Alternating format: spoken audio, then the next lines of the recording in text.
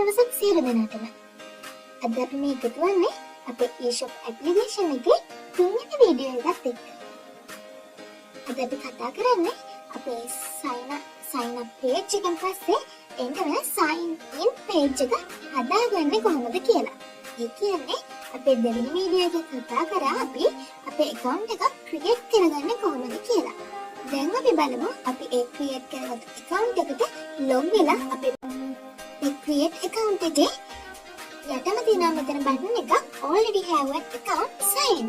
ඒ කියන්නේ අපි කලින් account එකක් හදාගත්තා.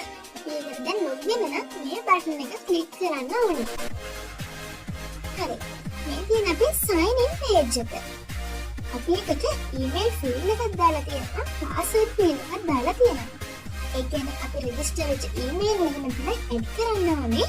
අපි register වෙද්දී add කරපු password එක මෙතන enter කරන්න ඕනේ. ඊට අමතරව අපි remember me කියන option එකක් දාගෙන තියෙනවා. ඒ කියන්නේ password එක අමතක වුණොත් email එකට message එකක් email එකේ එකට register වෙන්න දාගන්න පුළුවන්. අපිට password එක අමතක වුණොත් email එකට message එකක් විදිහට එන්න අපි මෙතන forget password කියලා දාලා තියෙනවා. ඊට අමතරව sign in button එකක් new to eShop join now කියලා button එකකුත් අපි add කරගෙන තියෙනවා. හරි, අපි බලමු අපේ sign in page එකේ back end එක දැන් කොහොමද කියලා. මේ තියෙන්නේ මගේ sign in page එකේ back end code එක. මගේ back end code එක පටන් ගන්න මෙතන. මම මුලින්ම div එක add කරගෙන තියෙනවා. ඒකට ID එක දීලා තියෙනවා sign in box කියලා. අපි මේ sign in box එක තුළ තමයි sign in page එක හදාගෙන තියෙන්නේ. div එකක් හදාගෙන මුලින්ම columns වලට වෙන් කරලා පස්සේ අපි ඒක rows වලට add කරනවා. නැවත ආයෙ columns වලට div එකක් හදාගෙන columns වලට බෙදලා අපි ඒකේ title එකක් දාලා තියෙනවා sign in කියලා. අපේ page එකේ headline විදිහට පෙන්නන මේ sign in කියන එක තමයි එතනින් පෙන්නලා තියෙන්නේ. ඊට පස්සේ මම මෙතන cookies වගේක් add කරලා තියෙනවා. අපි cookies කතාව පසු වීඩියෝ එකකින් කතා කරමු. මගේ page එකේ තියෙන මේ fields add කරලා තියෙන මේ විදිහට.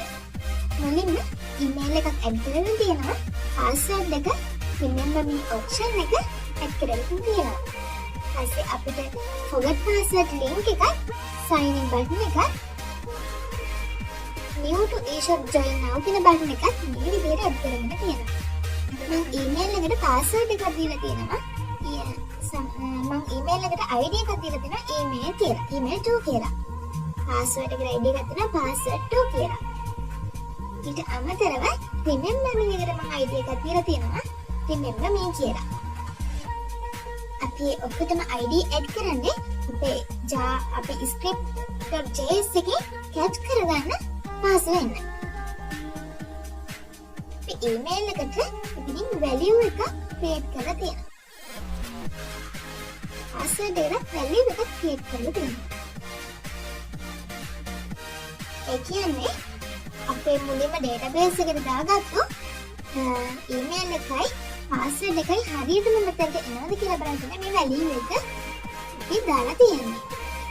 හරි, අපි බලමු අපේ script.js එන මොනවද තියෙන්නේ කියලා. හරි, මේ තියෙන මගේ JavaScript part එක. මුලින්ම sign in කියලා function එකක් call කරගෙන තියෙනවා. එතන අපි index page එකේ තියෙන ID තුනම මෙතනින් catch කරගෙන තියෙනවා. email කියලා variable එකක් add කරලා document.getElement by id කියලා අපේ දුන්න ID එක මේ විදිහට catch කරගෙන තියෙනවා.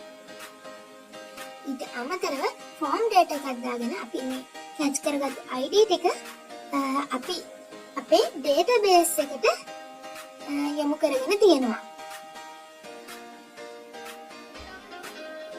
මෙතන add කරගත්ත form එක අපි post method එකෙන් sign in process කියන page එකට යවලා තියෙනවා. අපි බලමු sign in process එකේ මොනවද තියෙන්නේ කියලා. හරි. මේ මොකද sign in process එක.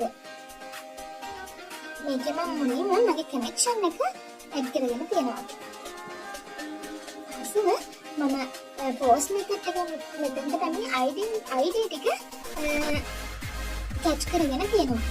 ඊට අමතරව මම මෙතනින් දීලා තියෙනවා email එකක් දාන්න නැත්නම් if empty email echo please enter your email. ඒ කියන්නේ email එකක් add කරලා නැත්නම් please enter your email කියලා error message එකක් පෙන්නන්න කියලා. email එකේ characters 100ට වඩා වැඩි නම් email එකේ error message එකක් පෙන්නන්න කියනවා email must have less than 100 characters. ඊට අමතරව ඒ දෙකම හරියට දාලා email එක වැරදියට type කරලා තියෙනවා නම් invalid email කියලා එනවා. ඒ කියන්නේ at එකක් හරි dot එකක් හරි gmail කියලා හරි දාලා නැත්නම් email එක වැරදි කියලා එනවා. ඒ ඔක්කොම හරි ගිහලා password එක enter කරලා නැත්නම් please enter your password කියලා error message එකක් එනවා. password එක තියෙන්න ඕනේ character 5-20 අතර. ඊට වඩා වැඩි හෝ අඩු නම් password must have been 5-12 characters කියන error message එකක් එනවා.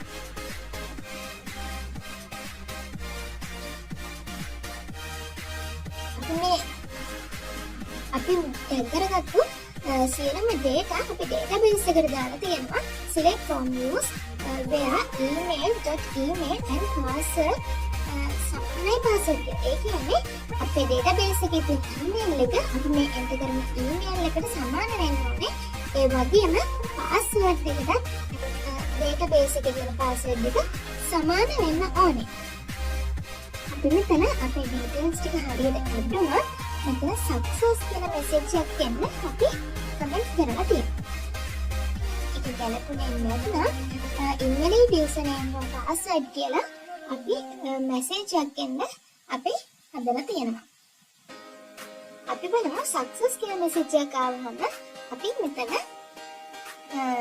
success කියන message එකක් ගන්න අපි කියලා තියෙනවා home.php එකට යන්න link එක හදලා තියෙනවා. හැබැයි එහෙම ආවෙ නැත්නම් ඉන්න HTML එකක් පෙන්නන්න කියලා හදලා තියෙනවා. අපි දැන් බලමු අපේ මේ backend එක වැඩ කරන විදිහ. මුලින්ම first අපි මුලින්ම account එකක් හදාගමු.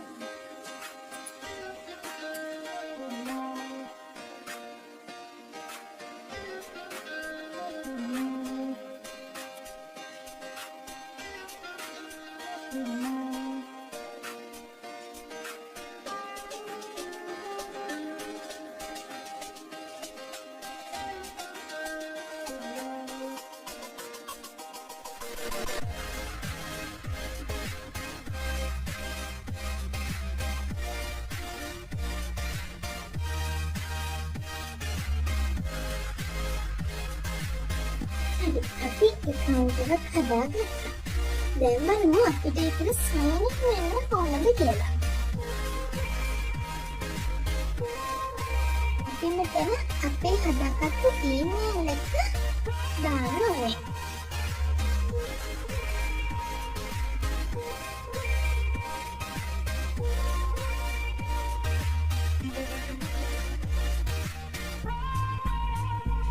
මෙතන email එක වැරදි තමයි type එක. බලමු කොහොමද අපිට error message එන්නේ කියලා. අදින් එන invalid email එක කියන්නේ වැරදි email එකක් කියලා. අපි email එක අයින් කරලා බලමු. මෙතනින් එන please send your email කියලා. හරි email එකක් enter කරලා බලමු.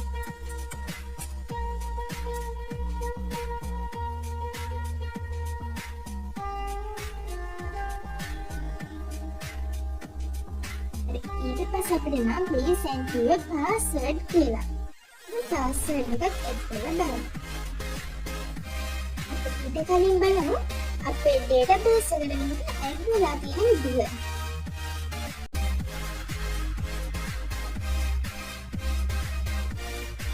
අපි refresh කරාට පස්සේ අපිට මෙතනින් මේ විදිහට පෙන්නනවා අපි දැන් add කරගත්තු customer. ඒ කියන්නේ අලුතෙන් create කරගත්තු account එකක් තියෙන customer ගේ details ටික. මෙතන password එක අරගෙන